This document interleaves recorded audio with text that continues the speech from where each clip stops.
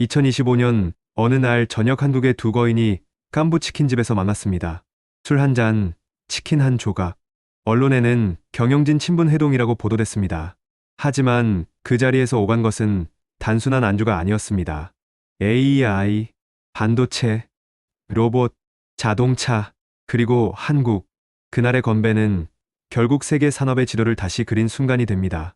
그리고 그 뒤에는 누군가 모르는 수천 명의 한국인들이 밤을 새며 인류의 내일을 만들고 있었습니다.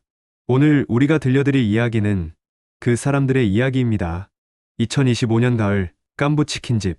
이곳은 서울의 수많은 골목 중 한 곳입니다. 평범한 치킨집처럼 보이지만 그날따라 이곳은 특별했습니다.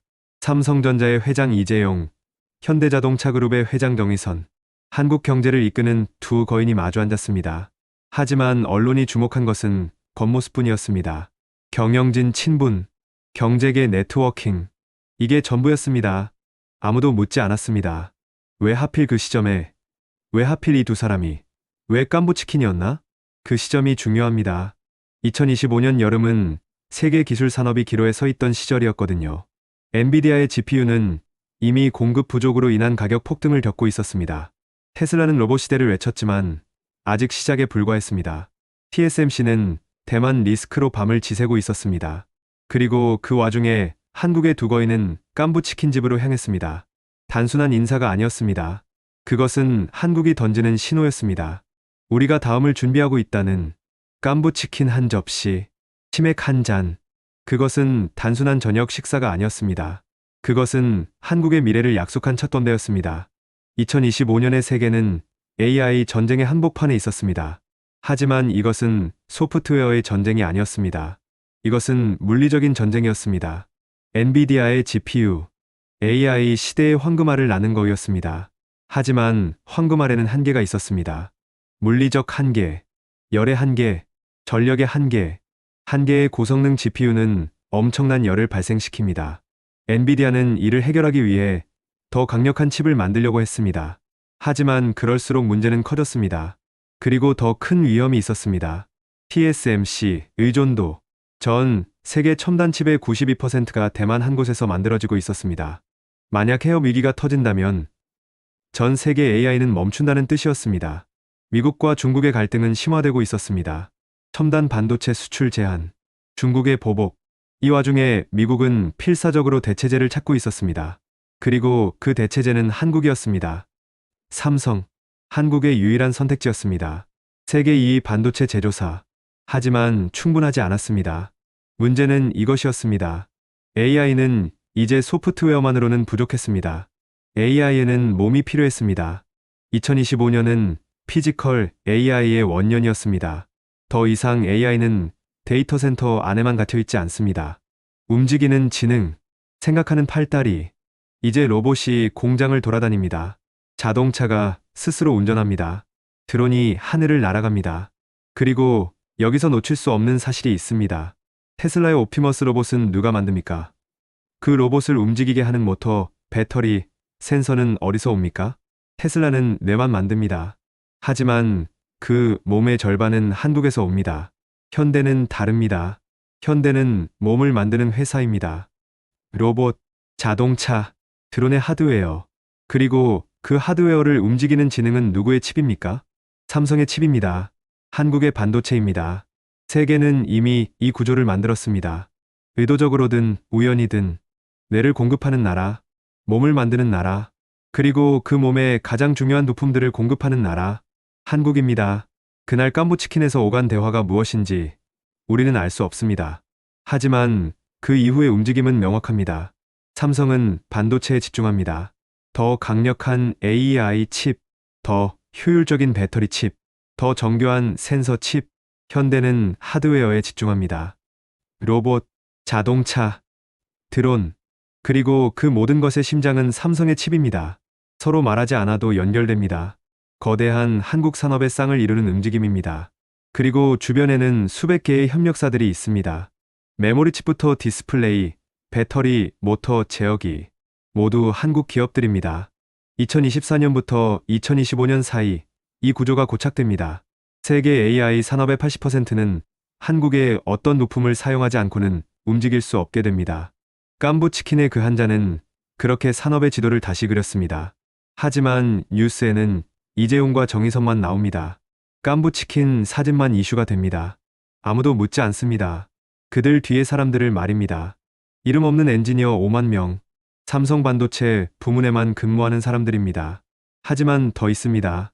반도체 라인의 생산직 근로자 8만 명, 로봇팔을 조정하는 엔지니어, 미세한 오염도 감지하는 검사자, 가공 오류를 수정하는 기술자, 현대 휴먼로보틱스에는 로봇 엔지니어 2,000명이 있습니다. 모터를 설계하는 사람들, 센서를 보정하는 사람들, 소프트웨어를 튜닝하는 사람들, 그리고 경기도의 수백 개의 협력사 공장, 서울의 디자인 회사, 인천의 물류센터, 대구의 정밀 가공 회사들, 그들은 영웅이라 불리지 않습니다. 이름도 나지 않습니다. 보도자료에도 뉴스 헤드라인에도 없습니다. 하지만 그들은 매일 밤을 샜습니다. 불량률 0.01%를 위해, 수율 99.9%를 위해, 납기를 맞추기 위해.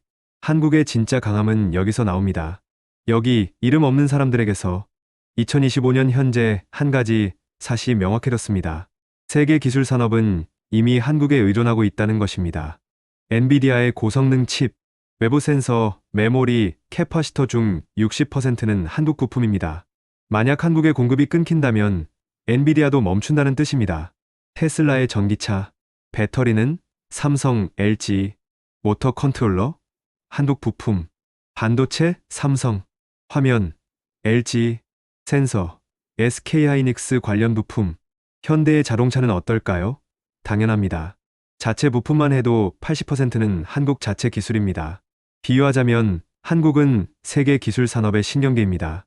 뇌가 신호를 보내도 척수가 신호를 전달해야 팔다리가 움직입니다. 그 척수가 한국입니다.